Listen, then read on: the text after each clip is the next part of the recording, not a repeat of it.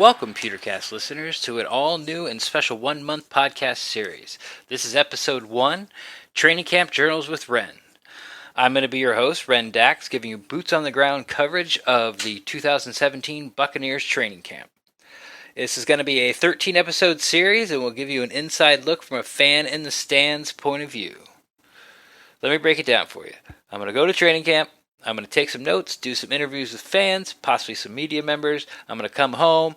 I'm going to put it all together. I'm going to record it, and then it's to come out to you the same day. Today, first day of training camp, was Friday, July 28th, and so let's get into it. I was a tad anxious, you could say, showing up to One Buck Place today. I think I was the fourth car actually in the parking lot. Got there about 7:25. They opened the lots just a tad early. Lot's supposed to open at 7:30. And the gates open at 8. About time 8 o'clock came around. There's two entrances to get in, but the one I was at, there was probably about 200-300 Buck fans waiting to get in there. I will say I really like this early morning 8 o'clock, 8:45 practices. It's very pleasant out there. For you listeners that live in the state of Florida, we know about the humidity in the summer and how unbearable it can be, and you really don't even want to go outside if you don't have to. Going to the beach during the summer is for tourists. So these early morning practices really help. The first thing that catches my eye, which is probably what catch anybody's eye, and you've seen it on social media, is the new indoor facility. This thing is big as a medieval Gothic church. I think I heard Rick Stroud on the radio actually describe it like you could, put the space shuttle in there. It could be like the docking bay, where they put the space shuttle together and repair it before they take it out for launch. It's really that big. I would say they're just about 1/6 through or finished with it as far as just the outside. The whole skeleton's up, and they're working on the roof. So it comes to an apex. So if one side of the roof is 1 and the other side's 2, then you got both walls 3 and 4, and the front and back is 5 and 6. The front and back are not going to take as long as the sides or the roof, but they're probably 3/4 finished with the first side of the roof. So we're about 1/6 finished. You can look in there, and besides the skeleton, there's still dirt all over the ground and construction supplies everywhere. But you can see where they have the speakers wired up against the supporting beams that are going to be on the inside of the facility and things like that. There's lots of new pathways and new concrete laying around the complex and around the field. So, as soon as you pull in, you can see it. And people tell you it's big. I kind of feel like it's the same feeling you get when people tell you how big the Jumbotron is at where the Cowboys play, the new Texas Stadium. I don't even know if that's right. But until you see it, then you're like, oh, wow, that is big. It's the same sort of thing with this indoor practice facility building. It's big, and it's pretty much all I have to say about that. So I got inside, and I was walking around, and there's bleachers. They're only about 5, 6, 7 rows high, but they're covered. But since of the new practice facility going up, it took about probably 1/3 of the seating that was there last year.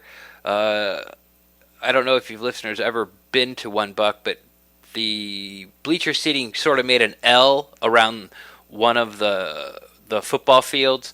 So the short part of the L would go down the back of the end zone of the field and maybe a little bit past that. And then the bleachers would run along the sidelines all the way up, from end zone to end zone, making that L shape. So that whole leg of the L is chopped off.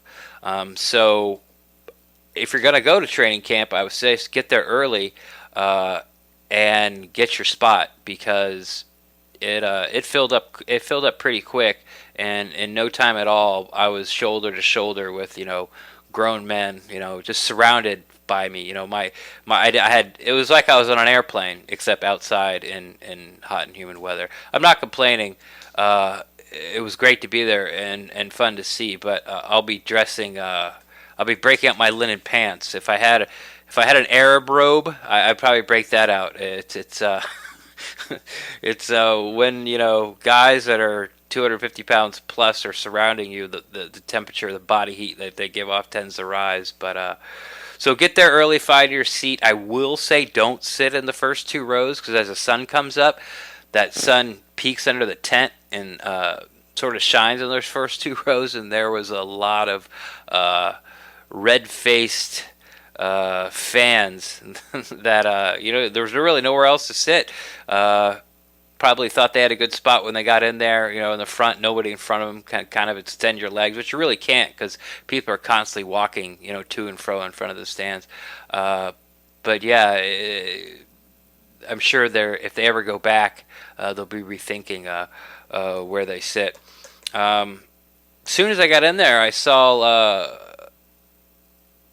one of our a former a guest that was on the Petercast. I've been on a few times. We had him on for our draft special. Riley Allman, Junior Almanac on Twitter, at Junior Almanac on Twitter. I saw him walking around, and then I saw some videos he posted up on Twitter. And then, as luck would have it, he sort of sat just three seats down from me. So I called his name. I turned around and waved him up, and he didn't know who I was, but he's probably got 4 times as many Twitter followers as I do, so I'm sure he's sort of getting used to fans or strangers calling out his name at Buccaneer functions. And I introduced myself. I'm like, hey, it's me, Ren from the Petercast. He's all cool, so he sat down with me and we talked for a little bit. Not much about football. I congratulate him on his new gig. He's got a new writing gig with Sportsbook Nation underneath. I should say with the Buccaneers under the Sportsbook Nation umbrella. And I believe he tweeted out, he said it's the lead writer and also doing all the draft analysis for him. So, kudos to him. I also ran into Trevor Sikkema, another Petercast guest.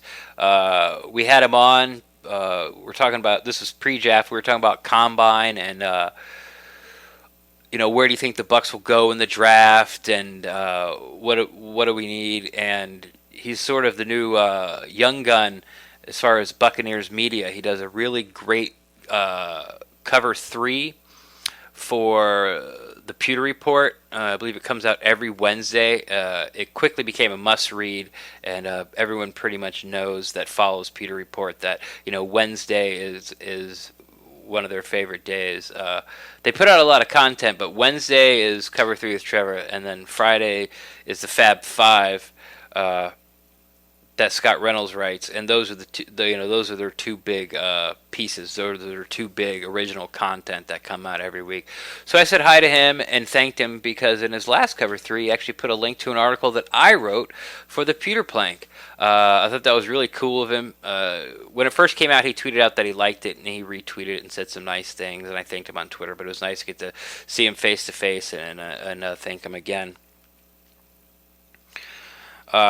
First thing I noticed once I got settled in and sort of did my hellos was Hard Knocks. They are everywhere. As soon as you get in the gate, I probably saw 3 camera crews, and you can't really tell that if they're Buccaneers, or if they're with the Buccaneers organization camera crew or they're with Hard Knocks, but pretty much I would say 90 to 95% of the people I saw with a camera. I don't want to say like a video camera, but people have video camera, but a TV camera, I guess is the best way to put it. They end up being Hard Knocks. The only thing you really tell who they are is because they're wearing gray shirts, but it doesn't really say much on the front, and on the back it says Hard Knocks staff. So you can be looking out for them, but they were everywhere. I remember there was one drill. I actually tweeted out the picture where the camera guy's down on his knees, and the boom guy's got he's behind the camera guy, but he's got the mic just basically over and directly sort of in the drill. I'm sure the players are used to it.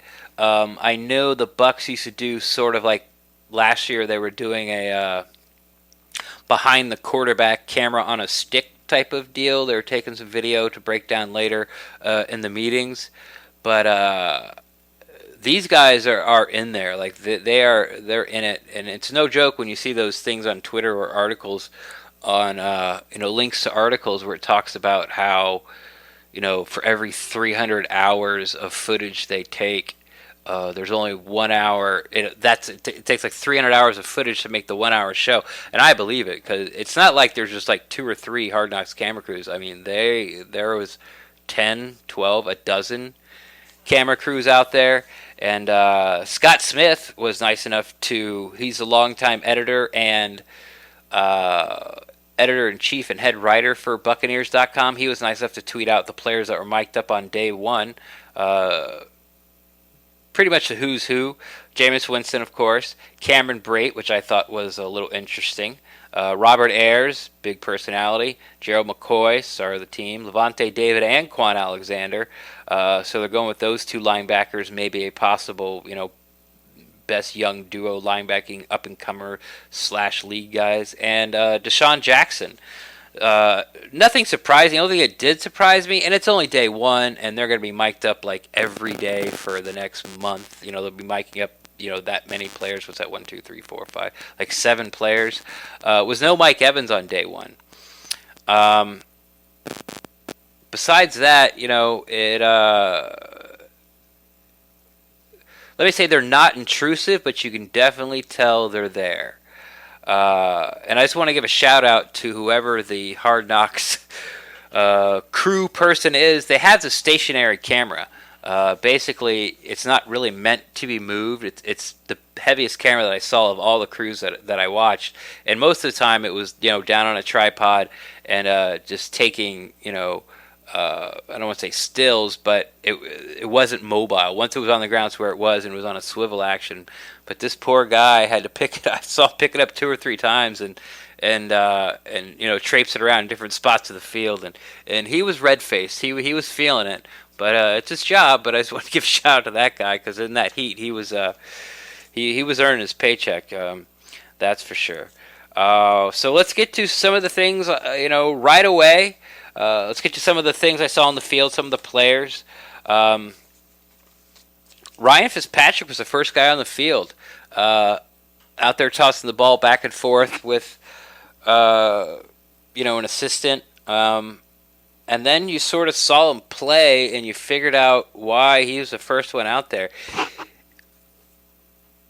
These are drills, and Ryan Griffin and Jameis Winston have been running these drills for 2 years. Fitzpatrick's new to it. The fourth quarterback, Seafow, I don't know his last name, and it might be even Cepho.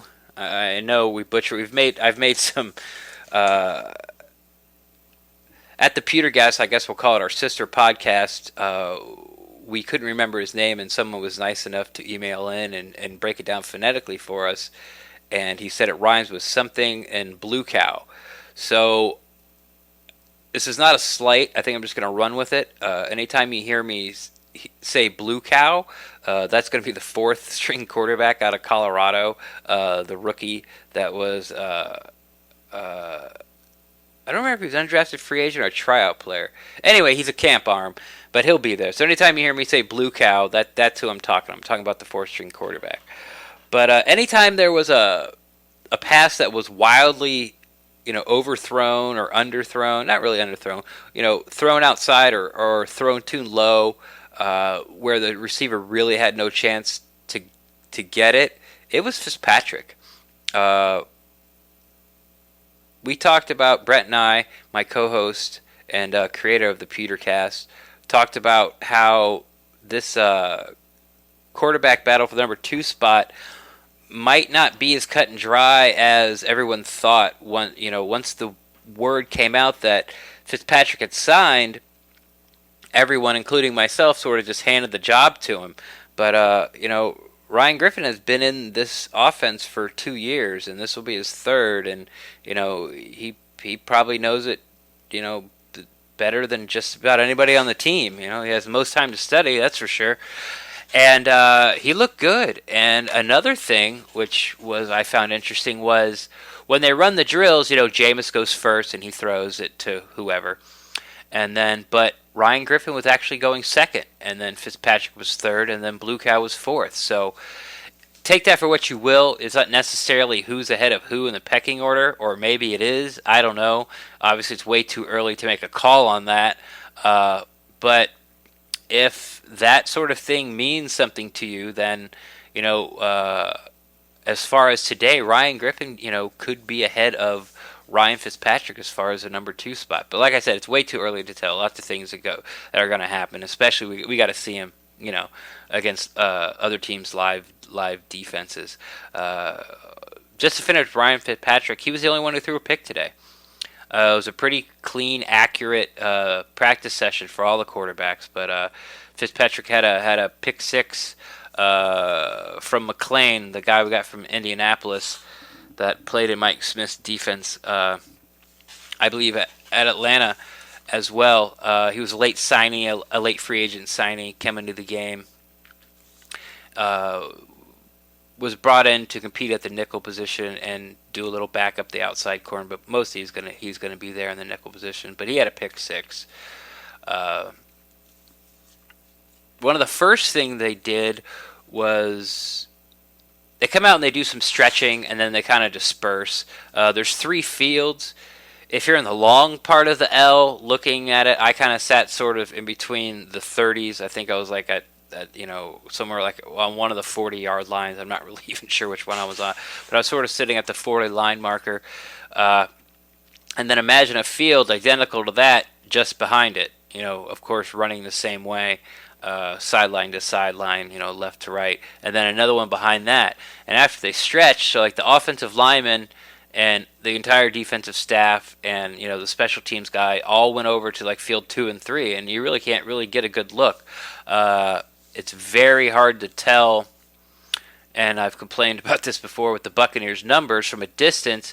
It's hard to tell if that's a 6, an 8, a 0, a 2, a 5. So you can't really see much. You can see what's going on, but you can't really tell who's who on those far fields. But the offense, which would be the quarterbacks, the wide receivers, and the running backs, stayed on that front field. And that front field, I mean, you're literally, if you're in the front row, you're probably 10 yards. If they were playing, right in front of you, you're probably 10 yards from the sideline. So, it's better than having front row seats at a game. You're closer than that. I guess I would equate it would be sitting on the bench. If you actually were sitting on the bench on game day at Raymond James Stadium, that from the point from the bench to the sideline is about how close you get during training camp. So one of the first drills they ran was the Scramble Drill, which Jameis Winston. I'm not sure of the stats exactly, but it seems when he scrambles, his quarterback rating is better than when he's in the pocket. But he scrambles a lot, and he sits in the pocket a lot, waiting for the receiver to get downfield and the routes to develop. That's just the kind of quarterback he is, so he ends up scrambling a lot. But one of the drills was he had the running back go out, the 2 wide receivers, and a tight end. Maybe it was 3 wide receivers and a tight end and a running back.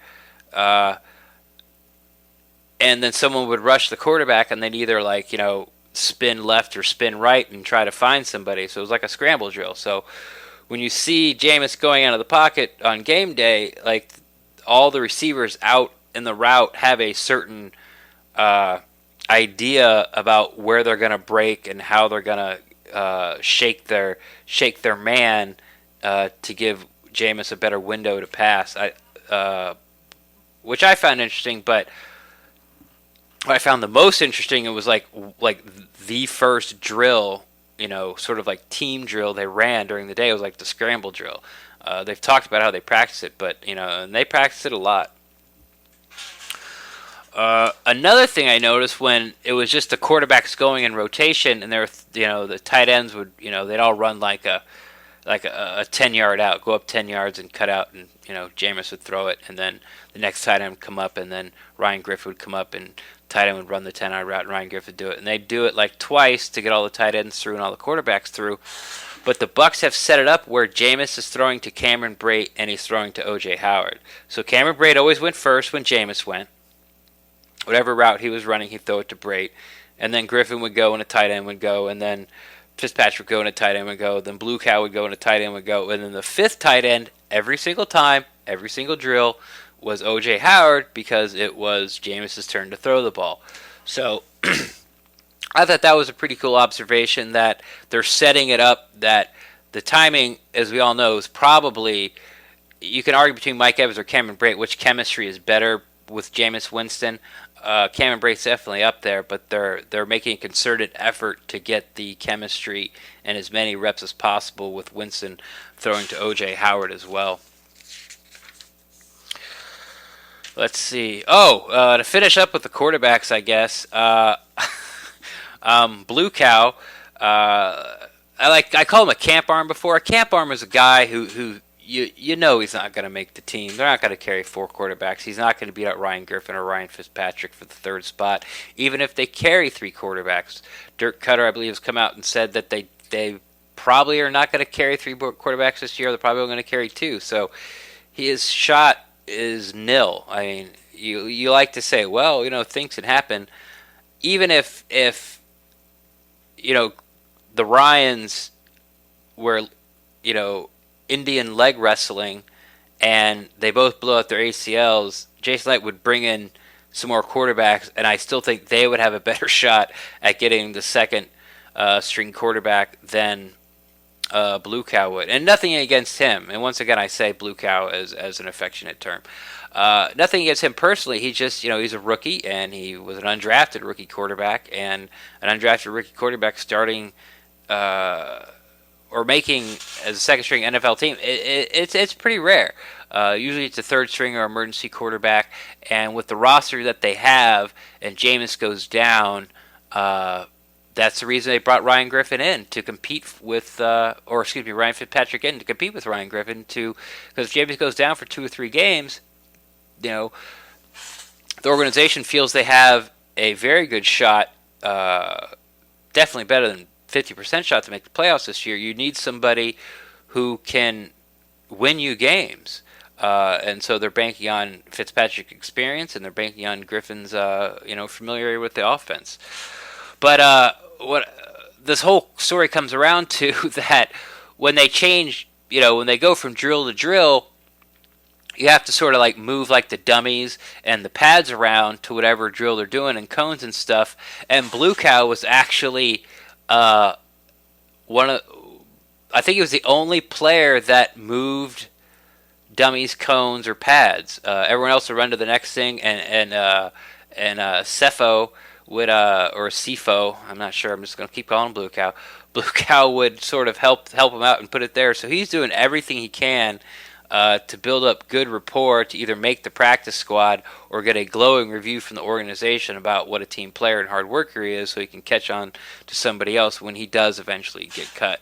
I've never seen, I haven't been to a lot of training camp practices, but I've been around football a lot, and I've never seen a player take it upon him. I don't know if it's taken upon himself. Maybe they're making him do it as a rookie hazing, but I've never seen a player go out there and sort of help the assistants and the coaches set up the cones / dummies / pads for the next drill.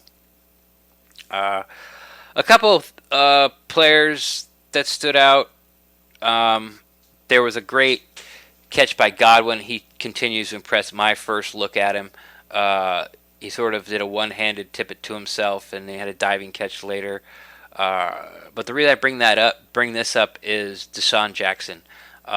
People say, "Oh, yeah, he's fast," and he's fast. He's just everything he does. It's not so much fast as in a straight line, and he just looks faster.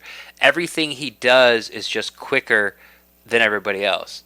Like, he had this really great toe tap on the sidelines during that scramble drill I was talking about earlier, and he didn't even really look down at the sideline. But the speed that he taps his toes is just so much quicker than you've seen on TV than anybody else would do it. His body move. It's like he's almost moving in a different frequency. I mean, not Barry Allen Flash frequency, not Speed Force frequency, but he's just, you just see him when he moves. It's extremely apparent that this guy is fast. It's just the way he moves, and it was really cool to see in person and fun to watch. On the Doug Martin front, if there was any ill will from fans at Doug Martin for missing that Saints game and then getting suspended the last game and the first 3 games of this season for his PEDs suspension, you couldn't tell by these fans. I mean, agree, these guys are the diehards, as myself. We're out there on a Friday morning, first practice, hooting and hollering. But the first time Doug Martin caught a pass in one of these drills, there was a big uproar.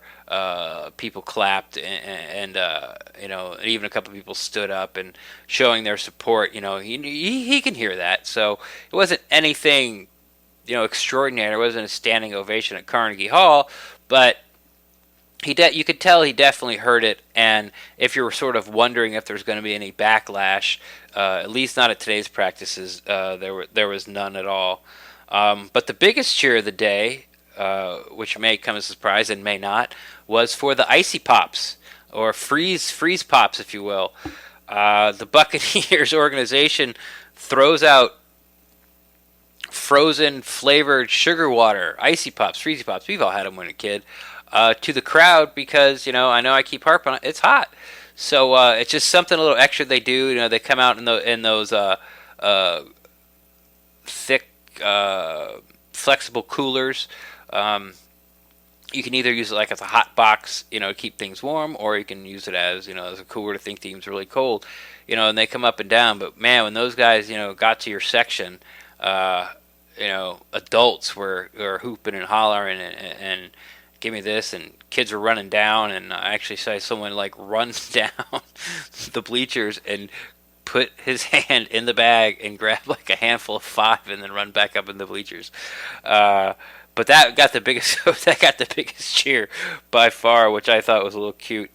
The last thing that I found, and then I'll get on to sort of a different topic, was at one point how I've called, once again, Blue Cow a camp arm. There was one point where the tight ends went to go work on their routes, not necessarily the timing with the quarterback, and then the receivers and the running backs were over with the quarterbacks.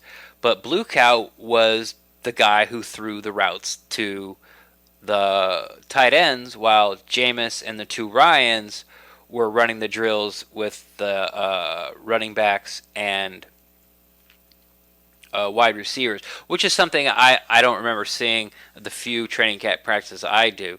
But like I said, moving the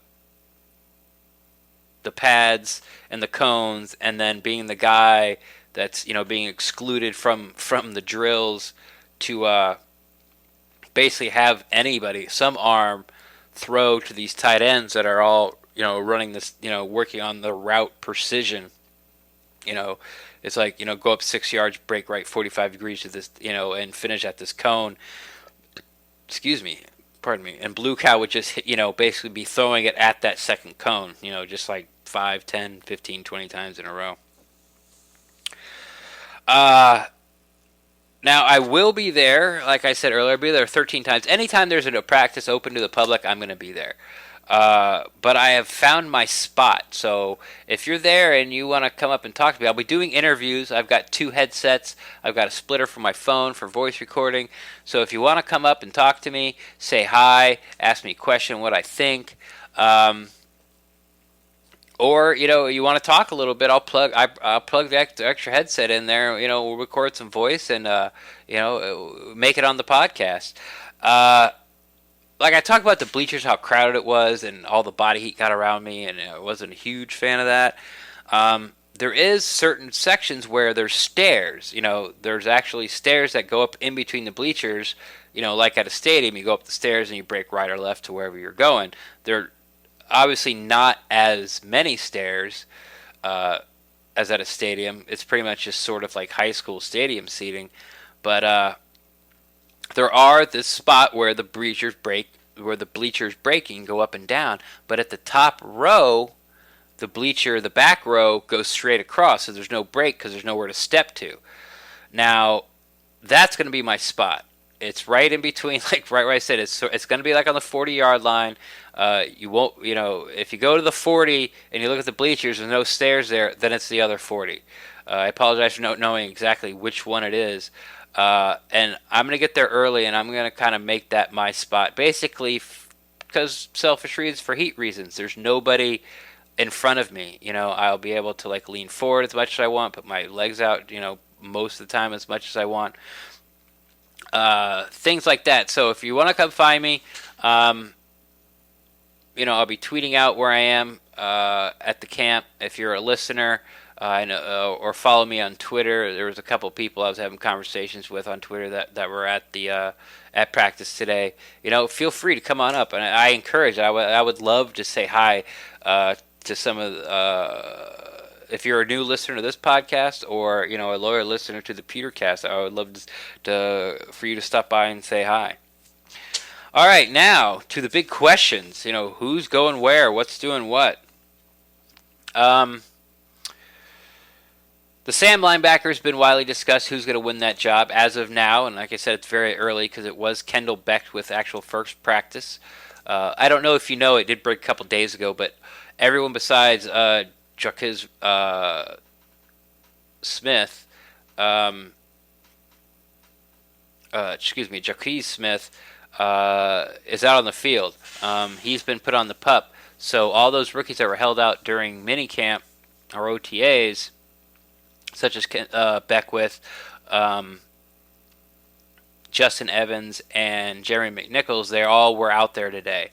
But Devontae Bond was running with the ones today at the Sam linebacker position. Beckwith was running the 2s and the 3s.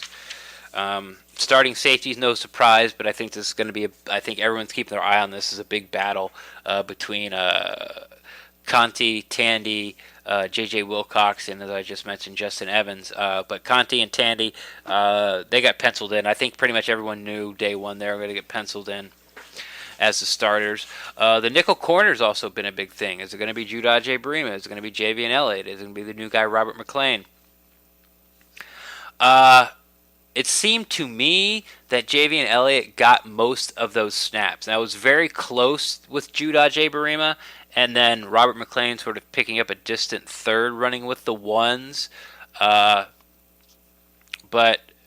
right now, to me at least for day one, once again, way too early, it looked like Javian Elliott, if it was a horse race, he's beating out Judah Barima by a nose. So I just wanted to pass that along. Oh, and Doug Martin was the starting running back. It's not really a surprise. If you're one of those people that think that the Bucs are going to get rid of Doug Martin, I totally disagree. If you listen to Dirk Cutter and you listen to Jason Licht, they keep saying, we don't. Why are you going to get rid of a good football player? Now, I know there's concerns about his contract, and if he gets popped again for the PEDs, well, he's going to lose 8 games, so it really won't be up to them anymore. So as long as Doug Martin keeps his nose clean and there's not this huge snafu about the contract, which I don't think there is or will be, Doug Martin's going to be on the team week 4, in my opinion. And I would be shocked. Not as much if Blue Cow made the roster, but I would be shocked that if they just straight out cut him because they get frustrated with him, because they can do it now. Now you could say maybe they're trying to trade him, and maybe they are. Who knows? But one thing about Jason Licht and Dirk Cutter is they don't lie to you. They may not answer the question, but they're not going to tell you something they don't believe.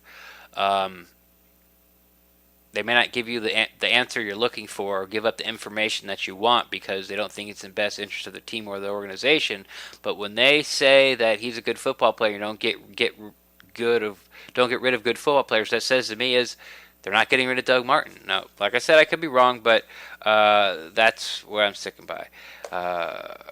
Speaking of Jaquiz Smith, Dirk Cutter said today in his press conference after practice that he's actually having surgery today. He called it a setback. Dirk's been a little gun shy since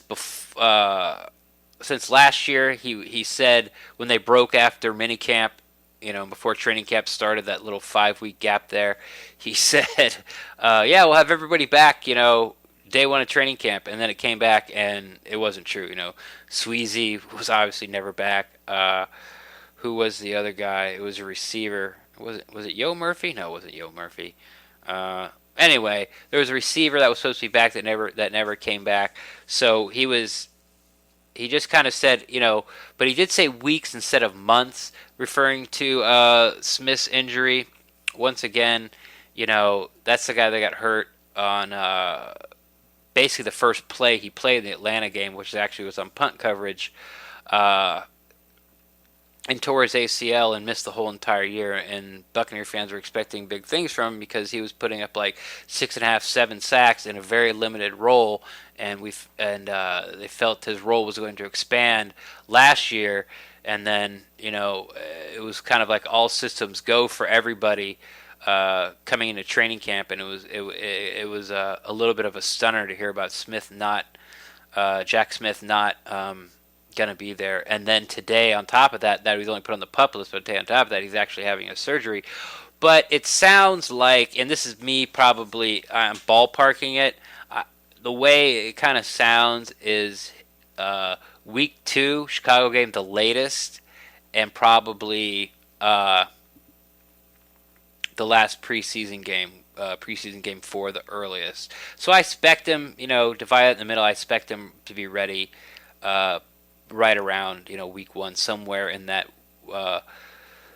14 days before the Dolphins game and the 7 days after Dolphins game. He might not be there week 1, but I fully expect him to be there by week 2. But we'll see. What do I know? And then there was a couple press conferences. Gerald McCoy's press conference is very interesting, as is always are.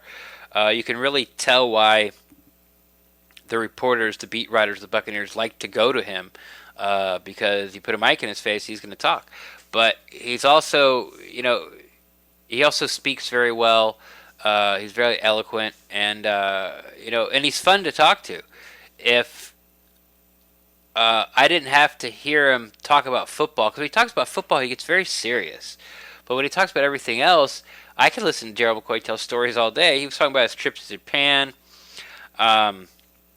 his Hulk cleats, and then everything. So he wore some incredible Hulk cleats today at practice. That's one of his favorite superheroes besides Batman.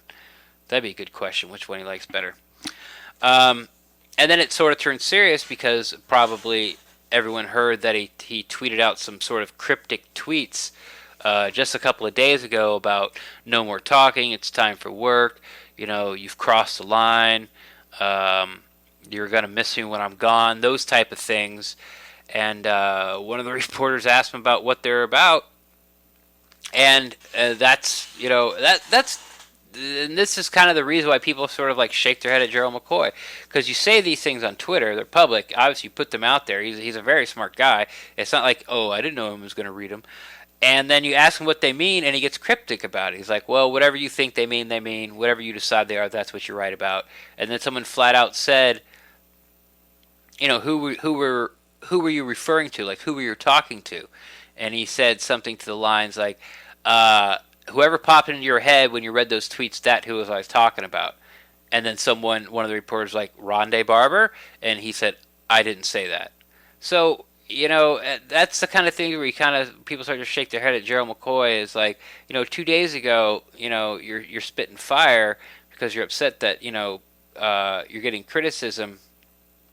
And then when people ask you about it, you're like, well, whatever you make of it. Well, no, you said it. What did you mean? Because they were cryptic, and now you're giving me cryptic answers. But whatever, it's just something you have to take with a grain of salt with Gerald. That's just the way he is. He's a great football player. You could argue he's the best player on the team. 5 straight Pro Bowls. And besides talking about football, he's great to talk to. You should go watch that interview on Buccaneers.com. He talks about chasing ghosts, and he talks about being compared to Warren Sapp. A little CTE concussion talk in there, and talks about how much fun and how close this team is, and how much he really enjoys the guys around him. And then Jameis and Dirk had interviews as well. Jameis was being Jameis. Uh, Not much. It's always the same thing, which is fine. Um, uh, Always putting his teammates first, get better every day, just hoping I can help the team win. Um, One thing that I liked was someone asked him, "Do you think you and Mike Evans can become the best combo in the league?" And he was like, "I thought we already are." Da, da, da, da, da. So it's one of the rare times where Jameis includes himself in, excuse me, uh, over exaggerating someone's ability. Because you ask Jameis about anybody in the league, it's always over the top. Whoa, what do you think of Dak Prescott? Oh, he's a great quarterback. Going to be a great player. Jameis might go as far as like he keeps on this track, he's going to be a Hall of Famer. That's just how he handles the press. And so it was just a little interesting to actually hear him say something where it was a little bit of a gauntlet throwdown. It was like, what do you need you and Mike Evans to be the best combo in the league? And he's like, well, I thought we already were. With a little grin and a little wink, sort of and I won't say giggling, but chuckling his way through the answer. But one of those rare times where you kind of heard Jameis, say, look, we're good. So that was nice to hear. And then Dirk was just being Dirk, straight shooter. Hey, everybody, calm down. It's day one. Some of the things he said were, I'm paraphrasing. Looks like we've been off for 6 weeks. Let's not judge the whole season on an hour and a half in shorts.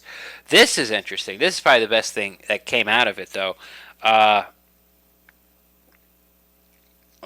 think it was Pat Donovan from WDAE. If I get that wrong, forgive me. But basically asked, like, where are the big position battles? Dirk started off, well, every one of these guys are out competing, but okay. The offensive line is set. The first four wide receivers, they're set. The quarterback's set. The running backs, the four that are gonna make the team. Linebackers, Quan and Levante David, they're not going anywhere. The defensive line, the first like 6 or 7 are pretty much set. Starting cornerbacks set, minus a slot, obviously. So Dirk came out and he said, he said, safety and kicker are the big ones to watch, and then depth at wide receiver, depth at linebacker, and then he said how the tight end and defensive end shake out. And that's it. I mean, the tight end room is going to be a tough cut after Quan Levante, after Quan and Levante, there's that Devontae Bond, Kendall Beckwith, linebacker, and then who's going to back them up? That's a big thing. Who's going to win the fifth wide receiver spot? And the defensive end. He didn't say defensive tackle, so right now, extremely very early, that either means that they're keeping both Stevie Tuikolovatu and Silver Sigala, or they've kind of made up their mind that one of them's going to be cut, which would probably be, as an outsider looking in, knowing absolutely nothing what I'm talking about, would be Silver Sigala, because those guys are defensive tackles. McDonald's not going anywhere, McCoy's not going anywhere, and Baker's not going anywhere. So that leaves... So they're either keeping 5 DTs or they're keeping 4 DTs, and he's kind of already got in his head who's not going to make it. But the defensive end will be interesting. George Johnson, I think he's on the bubble, will be somebody to watch. And finally, I put out on Twitter, I'll be doing it again. Is there any players or situations or something you want me to look at that I can report back to you, on the same day? You can at me at Twitter, once again, RenDaxt. That's capital REN _ capital DAXT. And I did get one question before today's practice. And it's from IT Huddle or It Huddle. How's Mari? How is Allie doing snapping the ball? Well, I don't know if everyone knows, but they don't put pads on till Monday. So today, tomorrow, and Sunday's practice are no pads. So basically, to answer your question, he's doing fine. But to be able to really tell, when Gerald McCoy and Chris Baker are lined up over Allie's nose, or definitely in his vicinity where he's got to, actually exert some energy to stop them, from getting to Jameis, that's when sort of the proof's going to get in the pudding. So I'm going to keep that question in mind, and I'll be looking for it Monday for you and tell you exactly how Allie looks. And that's pretty much it. These are going to be shorter podcasts. Every day I'm going to try to get them out a little faster as sort of the creative process gets a little quicker for me. I do have some interviews lined up on Sunday. These are not set in stone, but on Sunday I have one of the original Swashbucklers. I saw on Twitter that her nephew tweeted out, "I can't wait to bring my aunt to training camp." She was an original Swashbuckler, and he tweeted out some pictures, sort of like a collage on Twitter. And I was like, "Oh man, that's great! Like, when are you going?" And he told me, and then I asked him, like, "Well, hey, can you give me 5 minutes? Because, like I said before, I got those 2 headsets. I want to start interacting and putting these, conversations and / interviews into this podcast." And he's like, "Yeah, we'd love to do it." And then he's like, "Maybe we can get at Bucs Gator." If you don't know who at Bucs Gator is on Twitter, that's Travis, the Tampa Bay Buccaneer Fan of the Year, and the poor bastard who was the first person in the Bay Area to try to pronounce Stevie Tuikolovatu cold live on ESPN. And Travis has, tentatively agreed to give me 5 minutes on Sunday as well. So, be looking for those things. I just want to thank you so much for listening to our first episode in this exclusive 1-month series. I know I said it a few times, but follow me on Twitter at Ren Daxt, capital REN_DAXT, or you can follow our sister podcast at the Petercast because of all these training camp journal shows will release sort of under the umbrella or under the banner of at the Petercast. So I'll be tweeting when they come out, but they're originally going to be tweeted out under the Petercast Twitter handle. And finally, Brent and I will be doing a Talking Knocks podcast, a live call-in show directly following each and every Hard Knocks episode on HBO. So those are at 9 if you're on the East Coast, and we're sticking to East Coast time. I still haven't really found out if it's going to be 9 all across the United States or maybe half the United States, and then it starts at 10 East Coast time for the western half of the United States. But at 10 o'clock Eastern Standard Time, we'll be going live with a call-in number. Follow at Talking Knocks on Twitter, and you can find all the information about calling in, or you can even email some of your questions about what's coming on. Our first show is coming up August 1st, so it's like 4 or 5 days away. So thank you very much for listening. Once again, this is Ren Daxt signing off for Training Camp Journals with Ren. Until tomorrow, listeners, I'll be back at it tomorrow. Go Bucs.